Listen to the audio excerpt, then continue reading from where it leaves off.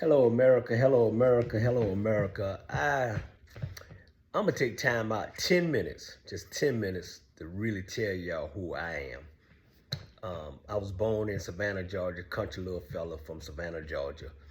Um, I came in this rural, surprisingly came in this rural, weighing 2 pounds. Um, and my mother said that she was crying, didn't know I was gonna make it. Um, but God had the last word. And I went from 2 pounds to 4 pounds to 6 pounds to 7 pounds to 8 pounds. I stayed in an ankle bed for 2 years of my life. And look at me now. I'm 61 years old. My mama told me I was a special child, and she right. I am a special child, and still is a special child. I have five sisters and 4 brothers. My mom's name is Dr. Mallet, and my daddy's name is James Mallet / Joe Brown. I have 2 daddies. One made me, one raised me. And so I am truly blessed. I had a special relationship with all of them. One thing I can say about my real daddy, Joe Brown, I asked him, Daddy, why you left me? Why you left me? He said, son, let me tell you something. He said, I couldn't take care of myself, so I know I couldn't take care of y'all. So when he told me that, I respected him for the rest of my life, because he was man enough to tell me what was what. You know what I'm saying? So like I said, I grew up in Savannah, Georgia, hard-headed, loud, always cussing, always getting in not so much trouble, but it's more like, those nitpick trouble, like getting put off the school bus or getting put out of school. But far as trouble, like real trouble, like stealing and doing all that, nah, I wasn't even interested in all that. Only thing I was interested in is trying to make it in the NFL. Bless you. Trying to make it in the NFL to make it better for my mama. And so, not that we had a bad time. Now my stepdaddy, really, like I say, James Malley, he chicken head. He took care of us. He was a longshoreman, and we didn't have to worry about nothing. We stayed in a 2-bedroom house with my grandmama. It was like 6 or 7 of us. And when he came, he built a house on Farrell Street, and me and my brother, we had our room, and my sister had their room with bunk bed, and so we was okay. You know what I'm saying? I ain't gonna say we was struggling. All I'm saying is, hey, we was okay, and we made it. And mama made sure she made it. She took care of us before all this happened. She had 3 kids at the age of 18. She had 16, 17, 18. Me, Trisha, me, and James. So, and then Sean and Rain came from my other daddy.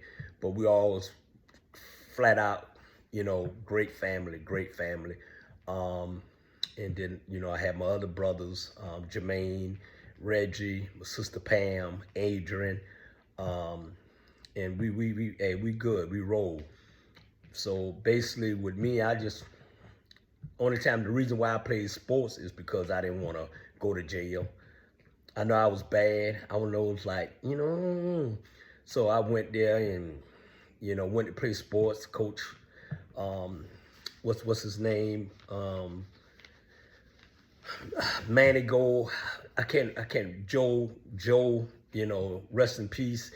And I went out there to Forsyth Park and was like acting a fool, man. I asked Coach, hey, Coach, you want to play football? I said, yeah. So I hit this guy so hard, like damn near knocked him out. And so I said, Coach, I'm in trouble. And he said, huh? I said, I'm in trouble because he said, nah. He said, you don't get in trouble on here. He said, you play football, you can do whatever. I said, can I kick him? Can I spit on him? Can I do anything to him and don't go to jail? He said, yeah. I said, well, sign me up. And that's how I got started playing football. Forsyth Park. I went for Forsyth Park. And then I left Forsyth Park and I went to Johnson High School, one of the first freshmen to ever play at Johnson High School. I played defensive back. I was mean, I wanted to compete. I didn't compete with nobody else but myself. I knew if I can beat myself, I can beat anybody. I was just arrogant, cocky ass, cocky motherfucker. And still is. I'm cocky and arrogant right now. You know what I'm saying? I'm always gonna be that way. I played ball for the ladies. I played ball for the ladies, man. I used to love to see those ladies, those cheerleaders, just cheer calling my name. Brown, Brown, if he can't do it, nobody can. Woo, woo, woo. Hey, that's God heaven truth, man. I love it. Brown. Call my name, baby. Call my name. So, man, I was just like, and then I went from 2 years at Johnson in 1977. I went to Johnson in 77, 78, no, 79, 78. Then we had to transfer to Tonkin from 80 to 81. And that's when I started shining at Tonkin High School, Wolverine for life. Made a all-city team, just did my thing. Went out there, like I said, I played football, basketball, baseball. My heart was in football. I really and truly wanted to dominate and got a scholarship for Folk Valley State College, Coach Porter. I didn't really stay there. I went there and I was like, Coach, I'm ready to go home to my mama. I was a mama boy, shit. I went out there, next thing I knew, I went back home with my mama. Then I started playing a little semi-basketball here and there in Savannah, Georgia, right there at Savannah Bank. And then I had an opportunity. One of the guys seen me. He said, hey, he said, you want to come up here and play on our team, in Atlanta, Georgia, called the Crawford Bandit, whatever, semi-pro. I said, shit, I don't care. All right. I wanted to go up there. So I left and went to Atlanta, Georgia. And the rest is history. I played for them about, 5 years, whatever, won the state championship, won the championship, semi-pro championship. And what happened was I was ready to come. Savannah, we was going, once I won, I had to go to Macon. And so we went to Macon and play. So if I would have won at Macon, I would have been playing in front of my hometown in Savannah, Georgia, to move on to the next, I think the final was somewhere in California somewhere. But I was so happy. I was so happy to, man, I get a chance to go to Savannah, Georgia and play in front of my family. But that didn't happen, man. We played this team. These motherfuckers was big. I was like 6'2.5". I was one of the taller person on my team. And I was playing center. And man, I had to play this guy about 6'5", 6'6". I mean, they were big. They were from New York City, man. They wore our ass out. I know they wore me out, man. This guy was drop stepping, throwing hooks and shit. I was like, ain't nothing I can do with him, man. It was too big for me.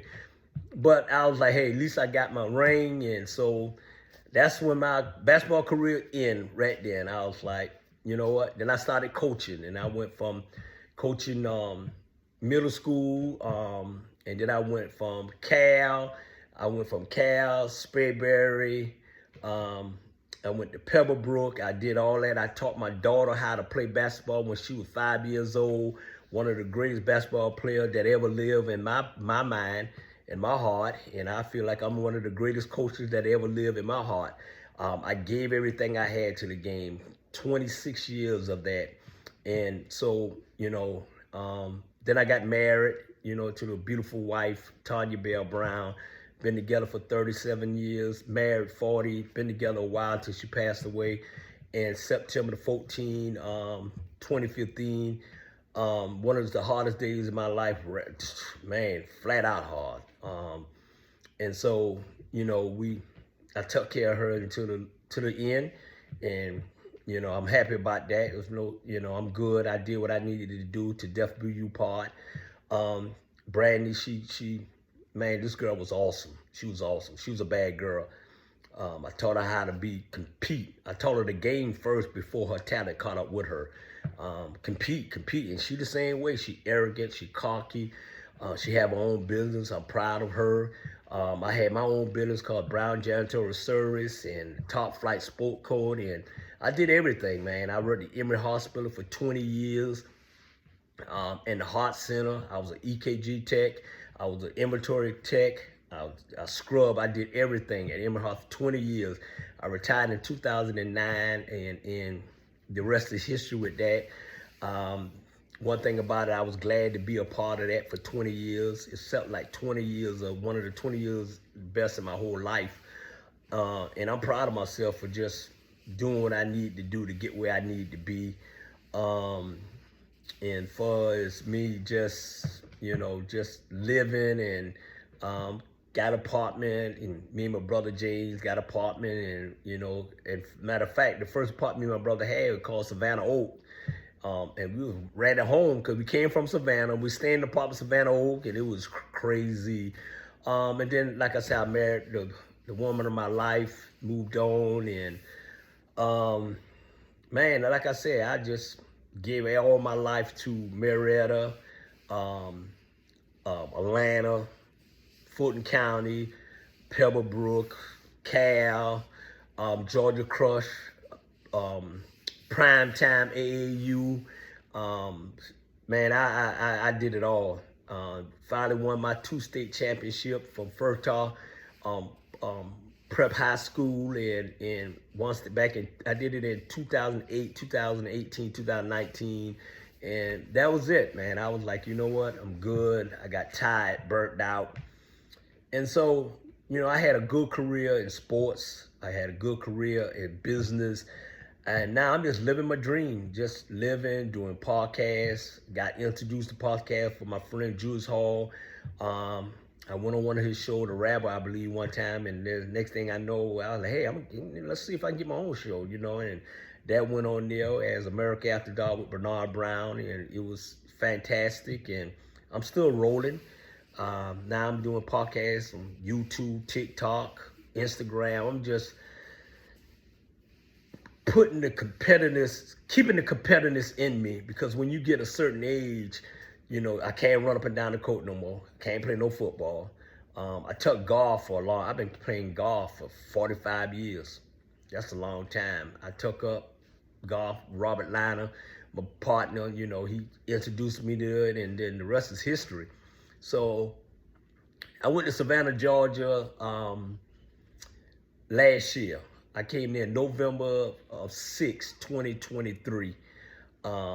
Stayed there with my sister done for a whole year and just helped my sister with a transportation company. And then got caught up, got pushed into this politics, got pushed into it. Not so much push, I just seen Savannah, Georgia in the wrong direction, going in the wrong place, and still going in the wrong place. The leadership is not good down there. And it started with that Mayor Van Johnson. I think he's a terrible leader. I think he's an asshole. I think he don't respect nobody but himself. I think he's not legit. So he won't quit at the end of the day.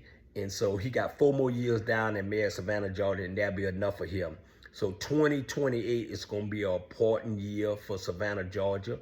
And if I decide to come back down and run for mayor, I guarantee you, I know I will win, because I'm a people person. I don't care what color you is. I'm going to treat everybody fair. I'm going to treat everybody right. If we got a homeless problem, I'm going to address that. If we got an economic problem, I'm going to address that. If we got scared not paying their taxes, I'm going to address that. If we got all these contractors giving brown paper bags, I'm going to address that. Okay, I'm going to address everything that is a problem in Savannah, Georgia. I don't need these people coming from the north taking the houses down there because they the one can afford it, and the ones who grew up there can't afford it. I'm not going to let them push the black people outside. I'm bringing the black people back. At the end of the day, we grew up there, and so we should always give back. So I'm going to address a lot of those problems that he want to address, because him let me call a name, is Levitt, is Linda, it's Estella, it's Nick, it's Pewdy. Now you got Karen Bell back down there, and you got Van Johnson. You got them that they are not leaders, okay? You can't build a leader. It have to be in your heart and be in your soul. And if, like I say, if I come back, I would definitely change the game.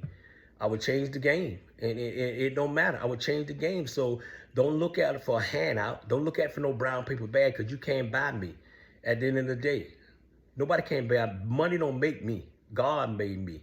Mama raised me. Daddy beat my ass. And that's it. And I am the one and only Bernard Brown, a.k.a. America After Dark. I love y'all. Wherever I go, I thank y'all for just being nice to me and giving me a hug. And I appreciate it. And I thank y'all for just loving me. And I love y'all. And I'm definitely out of here.